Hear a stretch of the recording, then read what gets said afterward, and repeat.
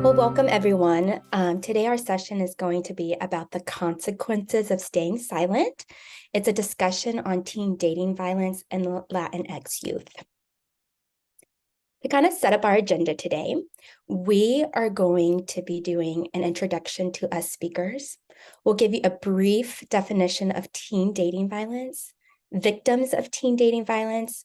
We'll then take a break to kind of share a personal narrative about teen dating violence, and then move into more of that educational part of what is teen dating violence, the literature and the numbers, the consequences and the protective factors, and then a call to action. At the end of our time today, we will save some time for questions and answers. So my name's Alyssa Young. I use Aleczandra as my publication name. I'm a licensed marriage and family therapist in Kansas. I'm a second-year doctoral student at Antioch, New England. I am biracial. I am Hispanic and Black. I'm cisgender female, and my pronouns are she, her. I'm Danielle Gomez. I am a licensed marriage and family therapist in California. I also am a second-year doctoral student in couples and family therapy at Antioch, New England. I am Latina and Mexican American. I have she, her pronouns, and I am a victim and survivor of teen dating violence. So by the end of our presentation, we hope you all learn the following: how to define teen dating violence and intimate partner violence, how to understand the prevalence of teen dating violence in Latinx youth, and how to acknowledge the need for more advocacy for highlighting the severity of the problem. So what is teen dating violence? So teen dating violence is a form of intimate partner violence. It happens between two youth in a dating or romantic relationship. It can include physical violence, sexual violence, psychological violence, and stalking. It is recognized as a major public health concern that impacts adolescents from all ethnic and racial backgrounds in the United States.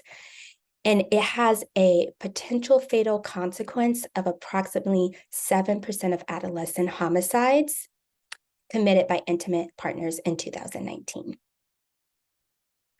We wanted to take a moment to remember these victims' names: Soraya Acosta, Hannah Riggins, Emily Valentin, Tatiana Haywood, Zoe Solanas, Natalie Martin, Lily Silva Lopez, Gimi Pa, Gracie Lima, Sarah Bravo.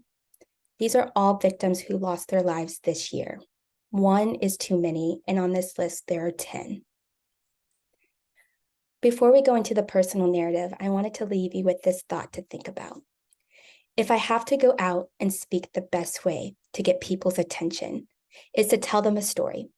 Tell them a story that came from my corazón. Write the stories that you're afraid to talk about, the stories you wish you forget, because those have the most power. Those are the ones that have the most strength when you give them as a testimony.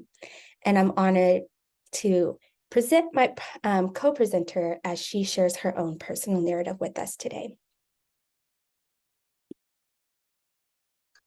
Thank you, Alyssa. So like I said, I'm Danielle. I am a licensed marriage and family therapist.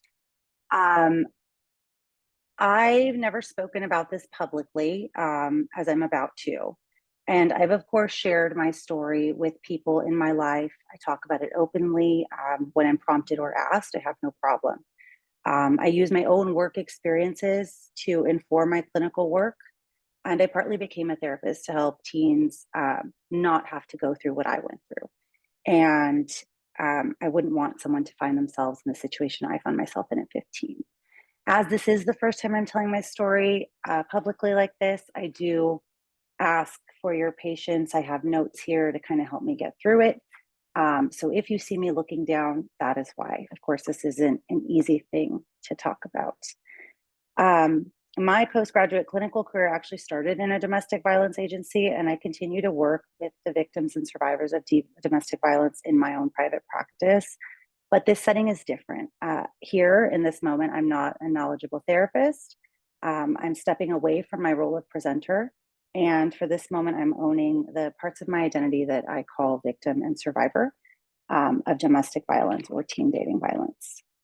In fact, full disclosure, I have to say I'm actually not clear on whether I identify as a victim or a survivor yet. Or neither, it's part of the healing journey. And I just wanted to say that and kind of normalize that, because that language can be triggering for some. So although this format makes it so that I can't see any of you, I do want to thank you, in case I forget at the end, for electing to join us today. By doing so, you really are contributing to the destigmatization of this topic, and in turn, you're helping me use my own voice. So let's go ahead and get started. I do want to issue a trigger warning. We are talking about teen dating violence, so there will be some details and possibly some language. So a Latina teen's story. The words that you see here: childlike, joy, popularity, social life, confusion, uncertainty, strength, and resilience, and healing. Those are there because those are the themes that my co-presenter Alyssa and I kind of pulled out when I told my story to her. We created a relationship timeline, and I'm now realizing I'm so sorry that one of these faces is not blocked off. So I apologize to that person. These themes are just what we saw, things that have happened throughout my story. And so they are there to kind of guide me through the story, but I will touch on them as we go through. So in this picture, before I move forward, I am 15. I chose this picture because that is a genuine smile, and that is the birthday right before I met my abuser. I like to look at this picture and see that smile. It reminds me of a light that I once had that unfortunately, after a few weeks after this birthday, kind of got blown out. So these are some more pictures. I'm just going to kind of use them as guideposts to get through this story. It's not lost on me that I began this relationship in October. And so I met my abuser in October of 2002, right after my 15th birthday. And I say it's not lost on me that it was October because that's my birthday month. And then October is also National Domestic Violence Awareness Month. So I also think it's appropriate then that I'm sharing my story today, right before October. So I met my abuser through mutual friends. He went to a different high school. I didn't know what a boyfriend should look like. I had no idea what a relationship should look like. I'd had boyfriends, quote unquote, in middle school, if you can count a week at a time, or somebody that you said was your boyfriend, girlfriend, and then didn't talk to until, I don't know, the next class period. But he was my first real boyfriend. I had no expectations for what a boyfriend should be. I knew I wanted to feel loved or liked, like I had seen portrayed in the media, like movies or telenovelas. No one talked to me about a healthy relationship. I did get talks about nobody should touch you inappropriately, but that was mostly focused on adults. And so I didn't really know anything about having a boyfriend. My parents separated when I was 5 years old. So there wasn't any kind of parent involvement in dictating what my dating life would look like as I got older. On my dad's weekends, I wasn't allowed to talk on the phone. So it was more strict. My mom's time was more permissive. And so I could talk on the phone. So you can see there was not really any consensus there about what a teen girl's dating life was going to look like. For the most part, and you can see on the left, the two pictures where I was a little girl, I grew up pretty happy. After my parents separated, I had four parents, and I still to this day will identify I had four parents: my mom and my stepdad, my dad and my stepmom. And I always felt very blessed. So I knew family love.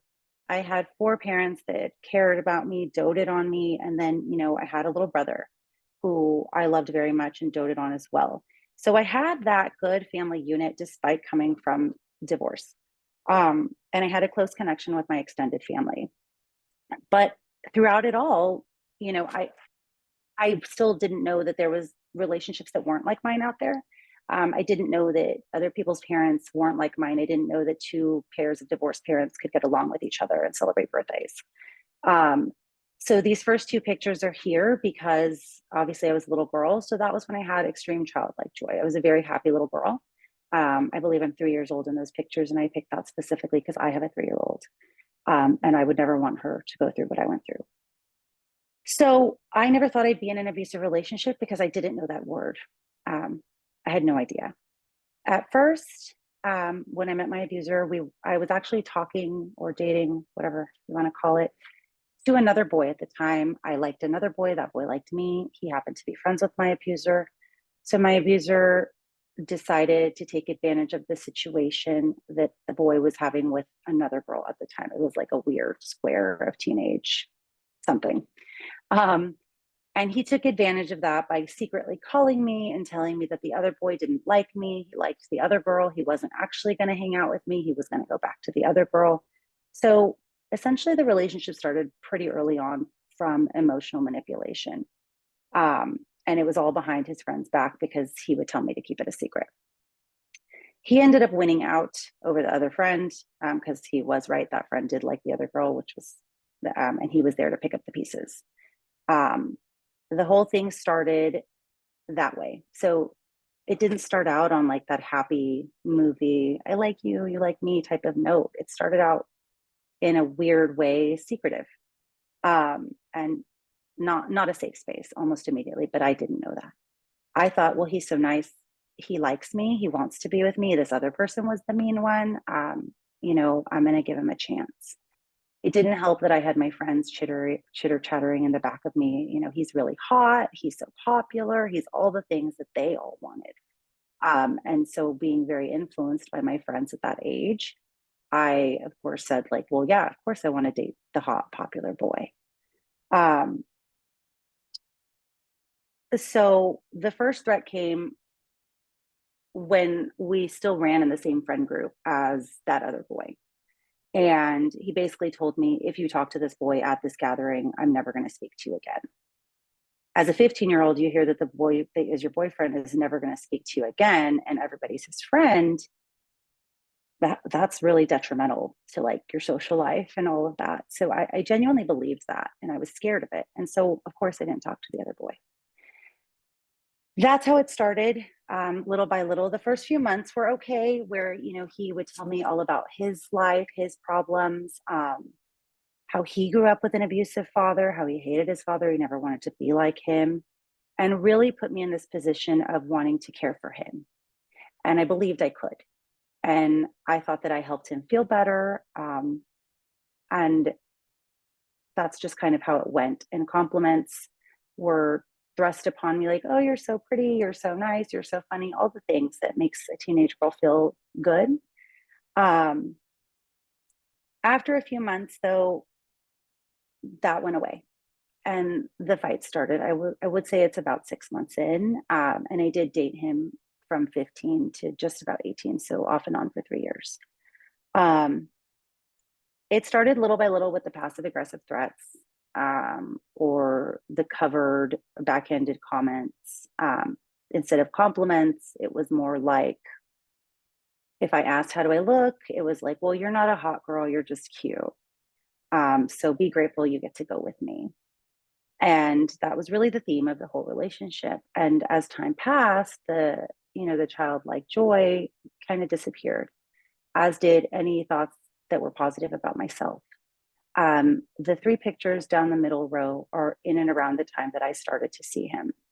So the top picture, very quintessential 2000s posed picture, I got scolded for wearing that top. As you can see, there's a tank top underneath, but it was too see-through. So immediately after that, I learned pretty quickly what I could and couldn't wear. And the next one is the snowboarding trip that we went on with my best friend and her boyfriend at the time and her parents. And my parents let me go, gave me all, gave the parents the money for me to rent skis. I grew up skiing. I was told when we got there that skiing was for, I don't know, nerds, weirdos, something. So I wasn't allowed to ski. I had to rent a snowboard. That I believe that red dot at the front is, it's his finger. He was taking that picture. And I'm smiling, but I was very unhappy that day. I was angry. I cried multiple times. I love to ski. And I wasn't allowed because a boy told me I couldn't. And I was alone because I was with parents that didn't know. I was with my friends who believed him over me. And I snowboarded. Um, and I snowboarded for a long time after that. I'm reclaiming my skiing now. The bottom picture, um, that is a winter formal picture. So at this point, we went to different schools still, and I didn't want to take him. It was girl asked boy. And I think we might have been broken up at that point in time because it happened so often. But I didn't want to take him. And he, again, threats, if you don't take me, I'm never going to talk to you. I'm going to tell all these people that you're X, Y, and Z. Um, and just insulting me. You're a hoe, you're a tramp, you're all the things if you don't take me. So I took him. This picture was taken in my living room. I believe I was waiting for him. That corsage was not from him. I think my parents bought that. He was late. So I'm smiling again, and you can't see it because it is kind of small, but I look at that picture and I see there is no light in that little girl's eyes. So the next picture over is of me and my mom on vacation. That was a vacation that he went to with me. He took that picture as well. What you don't see is right before that, he had fought with me about the fact that I was not wearing a one-piece bathing suit. At first, it was masked with, I don't want other people to see your body. Why do you want people to see your body? And then it was just like, again, you're all the negative things. If you wear this type of suit, I can't believe I'm with you. And so that was what that was. The part about the family is that my family was involved in my life, but he was really good at hiding what was going on when he was around them. He was very polite, very kind to them. If they saw us argue or they saw me upset, I would usually end up saying it was my fault and don't be mad at him. And they would believe me. The bottom picture is my 16th birthday, my sweet 16. He did not show up until, I want to say, almost at the end. He chose to go to a soccer game that was not necessary, actually, because my birthday didn't matter. That was a direct quote. And so, again, smiling, my parents were kissing me. But it was heartbroken because that morning I had been told that my birthday was irrelevant and I didn't matter. And I believed it. I really did. I believed everything that he said to me. Another big thing is that I felt bad for him. So his family, and this is where it's important with the different cultural aspects, his family wasn't documented. I had no idea what would happen if I reported him. His mother was the nicest person in the world. His little brother was actually born here. I was afraid. I was afraid to tell because I thought, what if they just deport the whole family? And that is a real fear that I couldn't ask anybody about. Though my parents were also very loving and caring, I also didn't know what would happen if I told. I thought I would get in trouble because I should know better. So there was that fear. And that really was, it was like my parents were loving, they were there, they were caring, but there was things that we just didn't talk about. And this was one of those. And so because I didn't know all this stuff, I didn't want to get in trouble. And then I didn't want to have to break up with him. As crazy as that sounds, and that's a question that we hear, right, for a lot of people, why didn't you just leave? Why didn't you break up? Easier said than done. He wielded a lot of popularity. All the people wanted to date him. Everybody believed him. I truly felt in my heart that if I broke up with him, I would have no friends. I would be alone. And when you're 15, 16, 17, almost 18, that's mortifying because your social world is huge at that point. It got physical, I want to say the year I was 16. The first time it got physical was because his mom was having to kind of take care of me after school for some reason or another. All four of my parents weren't available to pick me up every day after school. So there were some days that I would have to go to his house. And that just kind of goes to show my parents trusted. I said something to him about a friend of his, and I disagreed with what he said. I dared to stand up for myself in that moment. And I shouldn't have, because that was the first time it got physical. So we were walking up some stairs. He grabbed me by the shoulders. He shook me, yelling, screaming into my face. and physically, threw me down onto the stairwell. My body fell, my head last, but my head banged up against a stair and bounced back up. The way that I remember it is like a bouncy ball kind of hitting and bouncing off. And that's what happened to my head and my face. We went upstairs. He told me to stop crying and suck it up because his mom was there, and I did. And he didn't talk to me the rest of that night. My mom picked me up, and I hadn't bruised yet. By the time I bruised the next morning, their response to her question of what had happened was, I fell. I fell because we were being silly running up the stairs. Oops. She believed me. My dad never saw me with it. He wouldn't have believed me, I don't think. My dad was around a lot less than my mom because it was a weekend thing. And so had I told him, I was also afraid because then I thought my dad might kill him. Because that's what you're told, right? If someone ever hurts you, I'll kill them. And so I believed it. The physical abuse continued, as did the verbal abuse. I got shook a lot. I got pushed a lot into walls. I think there were a few times in public where he would trip me. He was not only physically abusive to me, he physically hit a friend of mine that he didn't like, that was another boy, just for being my friend. Just sucker punched him one day as we were walking into a fair. After that, I didn't know what he was capable of. He just really randomly punched this person just because he didn't like them. And this boy was younger than us. At the time, we were like 17, and this boy was 15 or 14. The only thing he was guilty of was saying hi to me. So there was a lot of controlling behaviors, isolation. I couldn't tell my friends because when I did, the questions were usually like, well, why did you do that? Or why don't you just break up with him? Or he's so hot, he couldn't do that to you. That was my friends. His friends, on the other hand, were, well, why are you with that bitch? She's so unfriendly. She never wants to come around. So they thought I was the problem. We did go to the same school for a little bit. By the time that was going on, I wasn't allowed to go to my locker without waiting for him.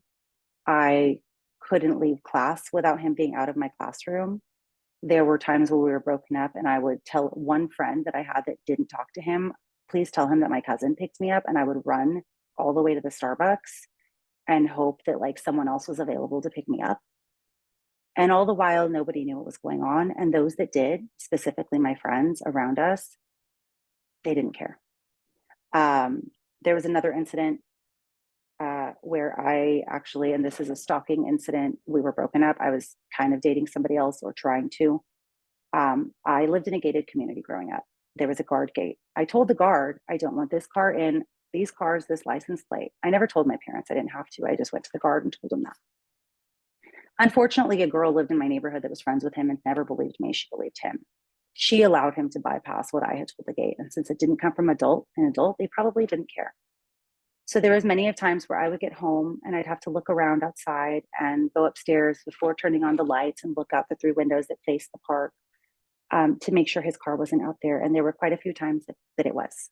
It was just sitting out there. And he wouldn't say anything to me. He would just leave. And so that fear alone kept me from being able to kind of live my life. That went on for a very long time. I could go on, but I'm going to wrap it up. It's just an insight into what goes on when it happens to teens, and it can happen right under the parents' nose.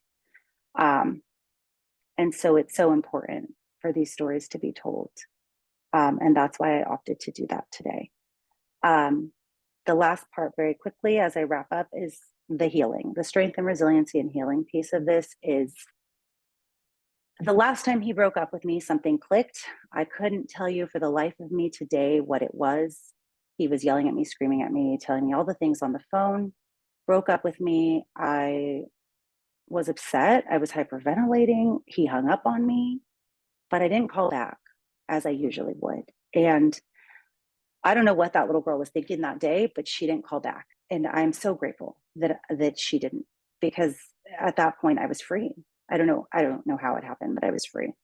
A few weeks later, I met a new boy who wasn't in college anymore. I'm sorry, wasn't in high school anymore. He was in college. He was 19. I was 18 by that point. And his kindness and his relationship with me saved me. We ended up dating for 6 more years. And I'm ever so grateful that he he popped up when he did, because had it not been for me entering that relationship, I think that I might have ended up still back in that cycle. I got older. This is a picture of me graduating with my master's. So this is all my healing journey. I graduated with my master's degree from the University of Southern California. I got married. And then, now I have two wonderful children. And the picture there, you cannot see my family, but I put them there because they are the reason I'm here speaking. I cannot imagine my two kids having to go through what I went through. And my husband is the antithesis of my abuser. And he's extremely supportive, and he's Latino, and not born in this country. And there's not a similar bone in his body to that person. And so I think that that's also a really important cultural context too, is like, you can hear so many things about cultures and things that they do, and normalizing. That's a huge thing that Alyssa will talk about in a little bit, is normalizing this behavior in the Latinx, Latina cultures, but it doesn't need to be normalized. And my relationship and marriage with my husband is extremely real life proof of that. So thank you. Thank you, Danielle, again for being brave and taking the time to share your personal narrative. I want to dive into what is teen dating violence, but before we do that, we're going to kind of describe what is intimate partner violence. So intimate partner violence, or IPV for short, is a relational pattern of abuse. So this can be seen as abuse or aggression within a romantic relationship. You may see intimate partner refers to a current or a former spouse or dating partner. And there's a range of frequency and severity, which can look like one episode of violence to chronic and severe episodes over many years. So as we take intimate partner violence, we're going to go into what teen dating violence is, or TDV for short. And this is an adverse childhood experience that affects millions of young people in the United States. It can occur in person, it can happen online, it can happen through technology, and it's important to notice that this is a type of intimate partner violence. So how does it present itself? It can present itself in physical violence, sexual violence, psychological aggression, and stalking. And what we heard from Danielle's story, her abuse story hit almost every single one of these. It was often covered or hidden, so it didn't look like abuse, but these were unwanted actions that were given to her. And that's the same with any relationship when these things are given to you in an unwanted space, in an unsafe space.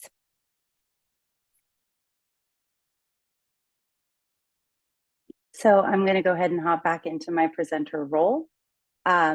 This slide is something that kind of follows with the definitions of what all that looks like and following my story. The romanticizing of intimate partner dating violence and teen dating violence is everywhere. And it is amazing how much it's out there when you really look for it. And so I think that that's really important to note, and that's why we included this. So I'm just going to go through each one briefly, because it's things that we see all the time, that our kids are seeing, that people see, and it's just, no one questions it. It just normalizes it. So this top one, for those of you that speak Spanish in the audience, is a telenovela called Betty la Fea. It aired, I think, in the early 2000s, and there's been a ton of remakes. She started in this show and fell in love immediately with this guy. This was her boss. He was extremely verbally abusive to all of his employees, including to her. Yet she immediately started to fantasize about him, despite his treatment of her. They did end up together. I hope I'm not spoiling that for anybody. But, there were red flags, which we will go over all the way up, and she was still fantasizing about it. This down here, so I know Twilight was popular, is popular, but their relationship, not the greatest. In this picture, she's asking him, how did you get in here? He says the window. That's not okay. Unless given explicit permission to climb up into her window, he shouldn't have been doing that. Chuck and Blair, this one hits home. I did grow up with Gossip Girl. Very toxic, very off and on, very just tumultuous, and a lot of behaviors between the two of them, like getting back at each other, hurting each other, that just wasn't healthy. It doesn't represent a healthy relationship. Another telenovela called Pasión y Poder. This was a love triangle that these people were involved in, and this one was abusive to her from the beginning of their marriage. They talk about it and they normalize the things that he did to her before the show even began. This is another one that people don't love hearing, but Noah and Ali, in the Notebook, this whole tactic that he uses in this moment, though maybe not indicative of an entire abusive relationship, the I'm going to drop myself if you don't go out with me off of a Ferris wheel, that's emotional manipulation. That's scary. It's the more intense equivalent of that would be, I'm going to kill myself if you break up with me. The bottom one, I thought this was appropriate. So this was a TV show, also a telenovela in the early 2000s, about teenagers in a school who also sing.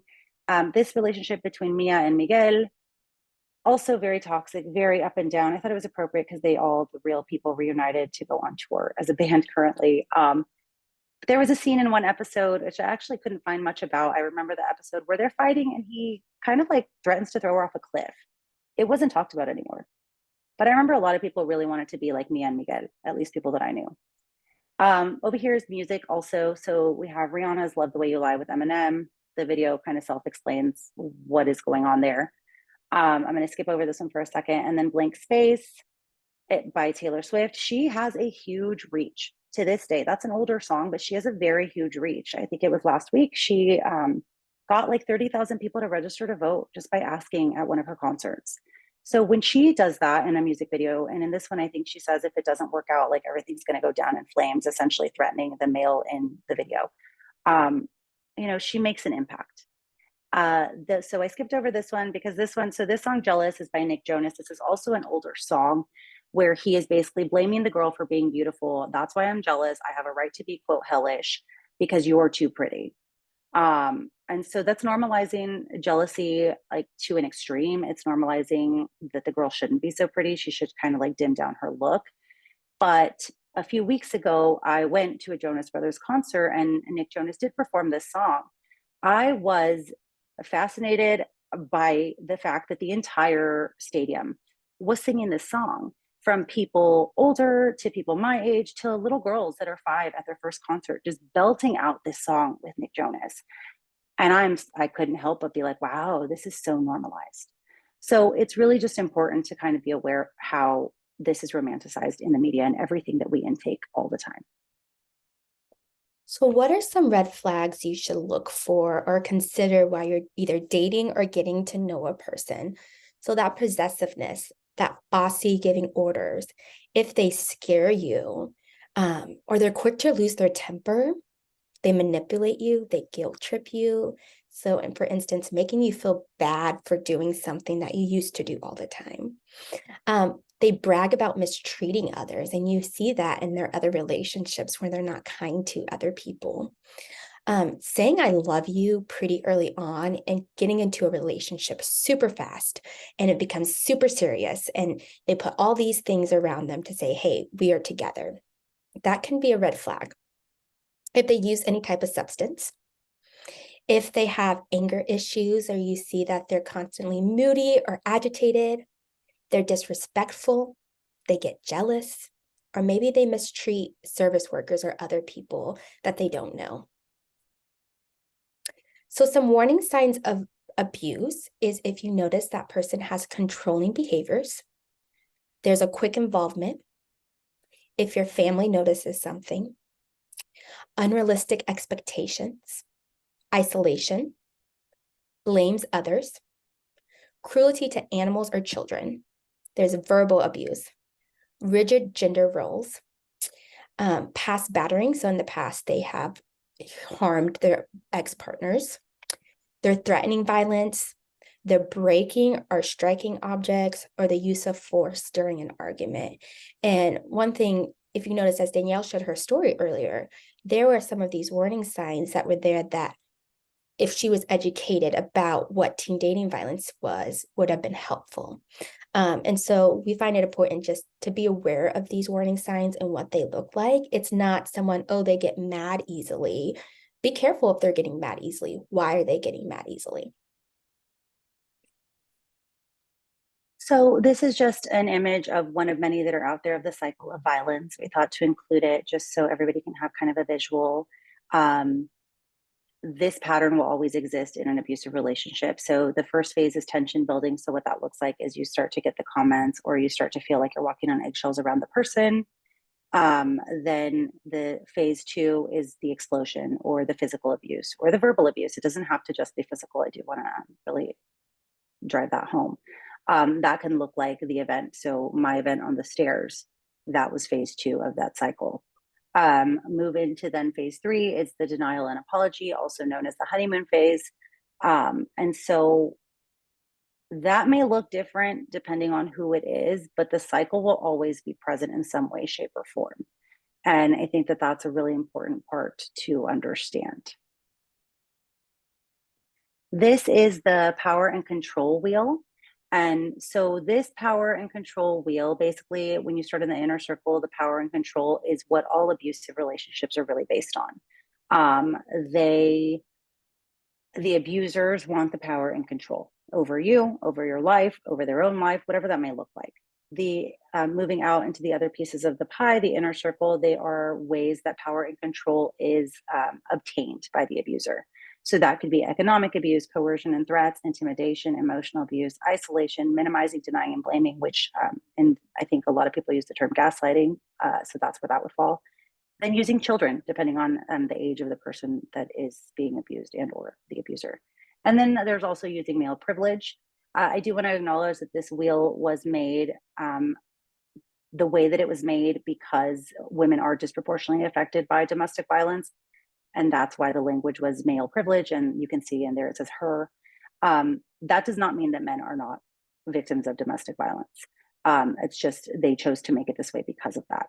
So all of these things can also happen to men. The outer circle, the black, it's the biggest part of it. So that would be like the explosion if we were looking at the cycle, and the violence. So that would be physical or sexual violence. But everything inside is also still abuse.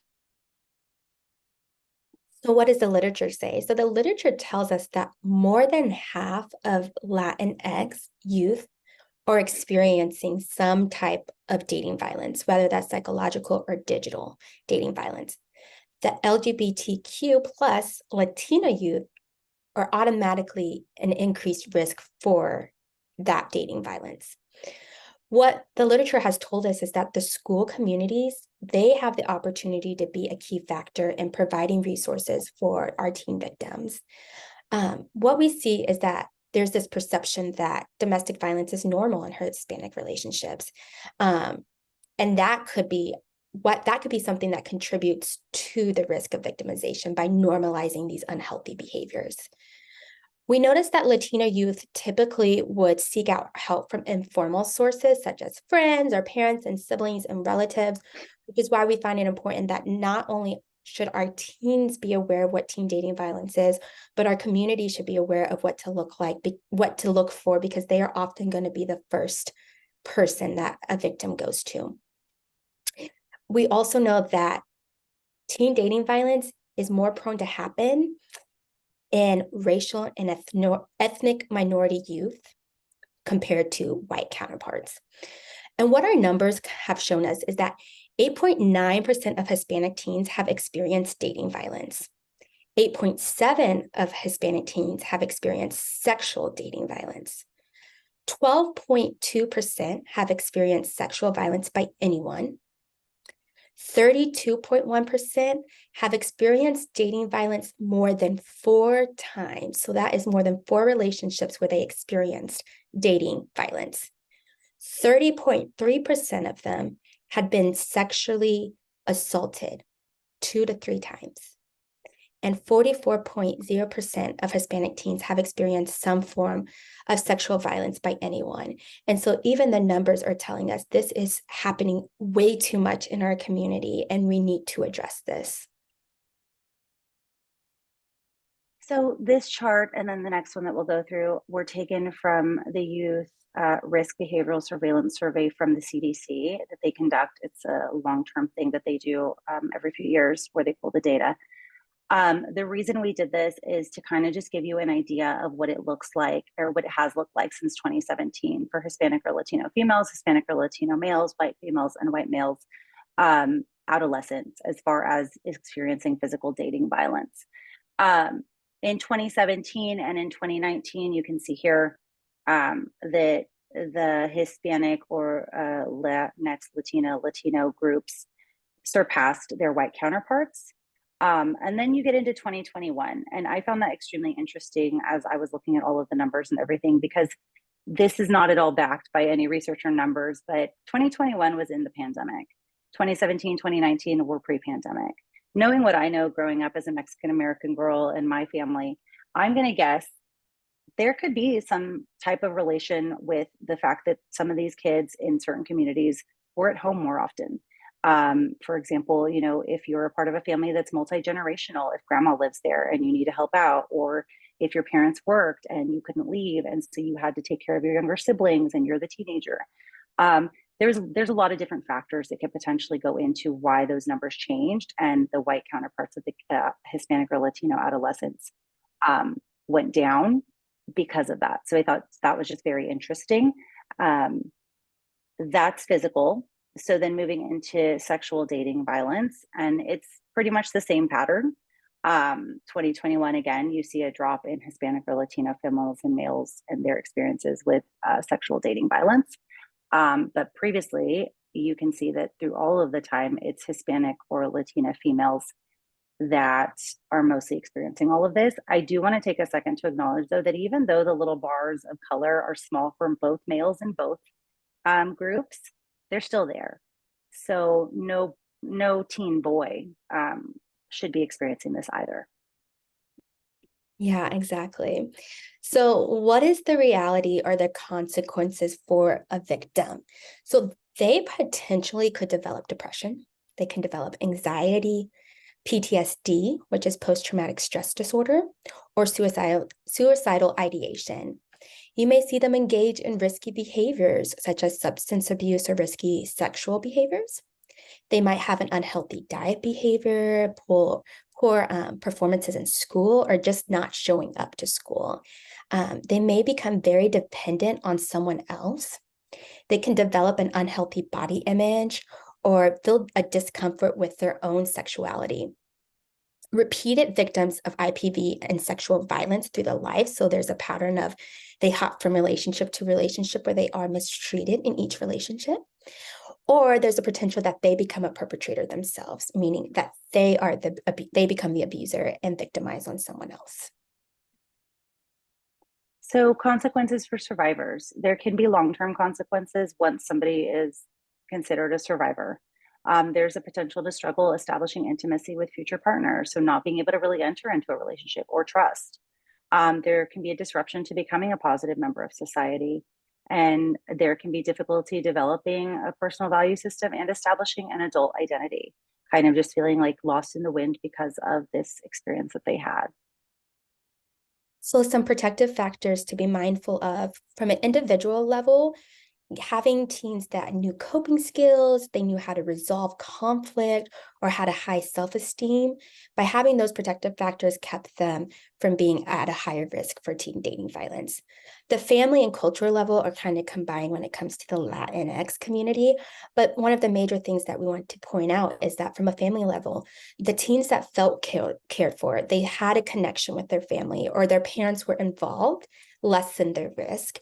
And then cultural level, the parenting styles and cultural ties, being aware of that for themselves was helpful in lowering the risk of a victim.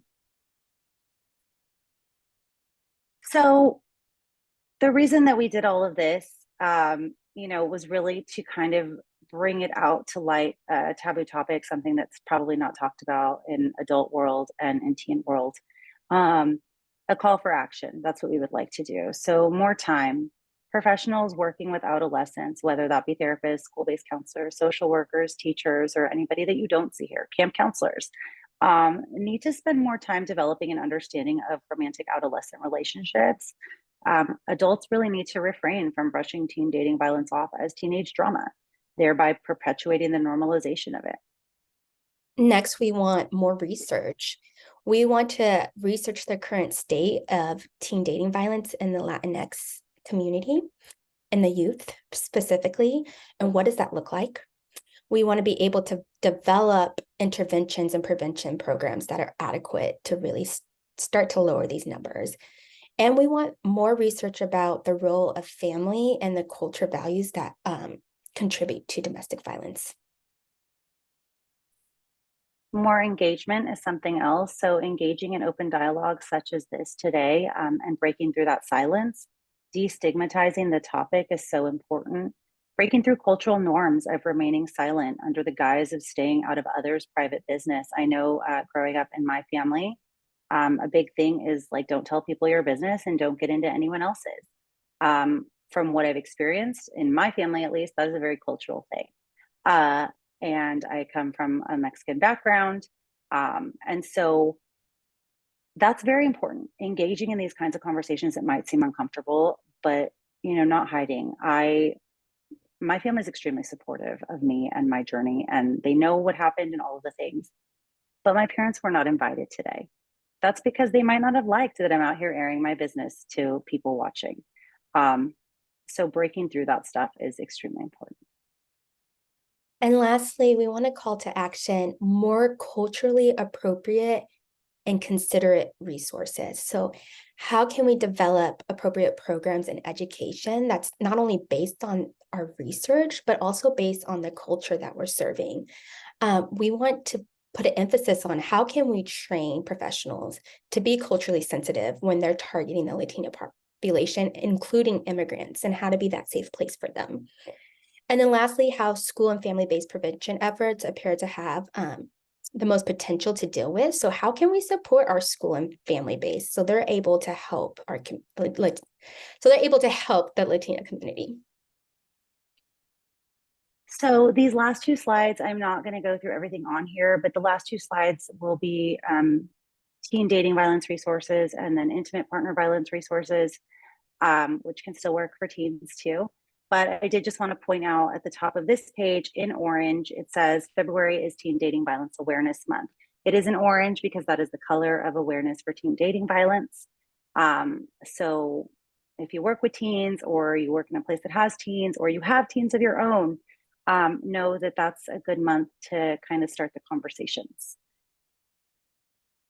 October, as I mentioned previously, is Domestic Violence Awareness Month. It is in purple because that is the color for domestic violence awareness. That is next month. I will be wearing purple on October 20th for awareness to support. There's a lot of stuff going on in local areas. So if you're interested in any of that, you feel free to look at any of the places. Danielle and I just want to thank you all so much for joining us today. And I wanted to take a moment again to thank Danielle for sharing her story. Our goal of her sharing our story was that if this can help prevent teen dating violence, that would be amazing. But not only that, if the teen dating violence is already occurring, we hope you guys have the skills to help be a support system and help get a victim out. Like we stated earlier today, there were 10 teens who lost their life to dating violence this year. And in our minds, one would have been way too many. So we thank you so much. Please place any questions you may have, and we have about 10 minutes to answer any questions you may all have.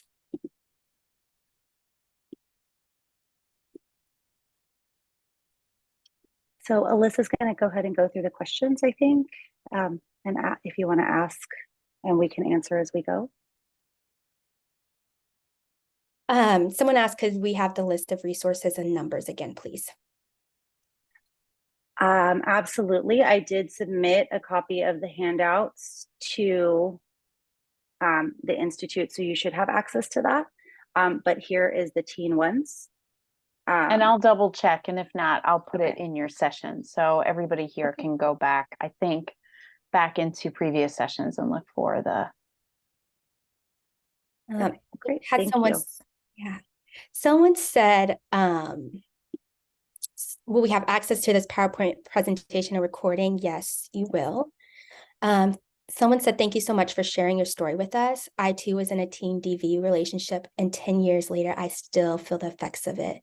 This was so validating from a personal place, and as a therapist who's trying to also raise more awareness. Thank you. Thank you. Yeah. Thank you for sharing. Yeah. We also have, thank you for your powerful story and the courage to share so openly with us, as this is something that happens more than we realize. Unfortunately, it is. Yeah. We have a question, Danielle. What Sure. recommendations do you have in cases where the teen refuses help? That's a great question. That is a really great question. I think it would depend who you are when you're asking and what kind of help you're trying to give. There's so many different scenarios. As a therapist, from a therapist perspective, if the teen that I'm working with is, refusing the help, um, I work with them, I talk to them, and I'll actually just share kind of what I tell people in general that don't want to leave these relationships. Um, I say, it's not my job to, this is a therapist role, to convince you to leave. I'm going to help you be safe. For a teen, it would look like I'm going to help you be safe. And unfortunately, what that looks like is I'm going to have to include your parents because you are being physically harmed. Because I, as a therapist, cannot report domestic violence or teen dating violence, then I would have to like work in the parents and figure out, all of that stuff. As a person who works just in general, volunteering and advocating, I would really try to connect with them on their level and let them know I'm not trying to tell them how to live their life, but I do want them to learn these things and I want them to have a space to talk. And then I would be that person that they can come to. Because if they have that one safe person, they will be okay. They will get out, they will come to you. It's when they don't have somebody, it's when they have everybody in their life saying, break up with them, break up with them, break up with them, that they're being pushed more towards them. So giving them that opportunity to know that, like, I don't like what you're doing, I'm afraid for you, but I'm here for you, is really helpful because then they're going to feel safe with you. And you're going to be that person that can help them get out, or you're going to be the person that they're going to say, okay, fine, go ahead, tell my mom and dad, that's okay. You can be that person. So that's a way to deal with it when they're refusing the help. You just let them know that you're there. And I think, I'm talking specifically for teens. yeah. And I would add on to addition to that, Danielle, is just making sure when you're helping a teen, you want to normalize what a healthy relationship looks like because they probably don't know what that looks like. And so giving them the autonomy to say, wait, my partner's doing this to me. This isn't right. This isn't healthy. And being able to support them as they are starting to discover that they're in an unhealthy relationship. They have to be able to realize that for themselves too, to really move on.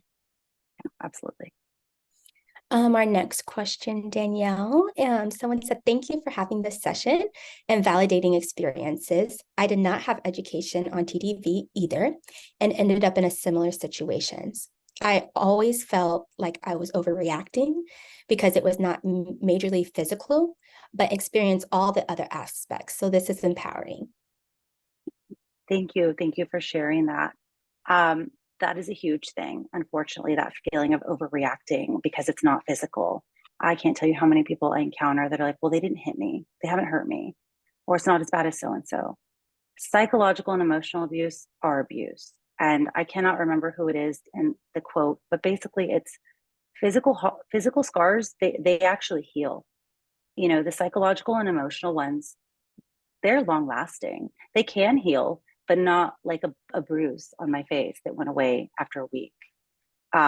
So it's absolutely not overreacting. It doesn't need to, you don't need to get hit to be being abused. Absolutely. The next question is, any recommendations on how to guide teens who are not ready to hear that the relationship is abusive? Yeah. I usually kind of start to kind of like what Alyssa said, talk to them about what a healthy relationship looks like. And if they know, do they know? And if they don't want to use the word, then don't use the word. You say, well, it doesn't sound like that. That's not feeling like a good thing that he's doing that or she's doing that to you. That's not something that so and so does to anybody. Or can you think, and a good question is always, can you think of a couple that shows you what a healthy relationship looks like? And if they say yeah, then it's okay, well, do you think your partner does that for you? So just kind of asking them questions to guide them there if they don't want to hear the words. Yeah. The next question is, do you have any personal anecdotes as to how you are helping yourself heal? Yeah. So this, I talking about it. I talk about it a lot. It was a very long time ago. I use what happened to me to help others. I don't shy away from talking about it. I answer the questions. I in small words and age appropriately tell my kids, you know, like, well, nobody should ever hit you, not a friend, not anyone else, right? So I incorporate it in that way. That helps me heal because I know that I'm using what happened to me for a good reason. More emotionally and on the mental health side, I have done EMDR therapy for it, a lot of therapy for it, and just continuously talking about it if I need to, but really putting myself out there in this way is so helpful to my healing. And then the journey of just knowing that I made it through. Like whatever it was that got me through at that time, I can't put my head back into that headspace. It was so long ago, but that strength, that resiliency, that whatever it was that got me through helped me get to a place now where I can heal. And I am continuously healing. I think I wanted to say that too. Healing is a continuous process. Some days it might feel like you're all healed and all better, and other days you might feel a little yucky.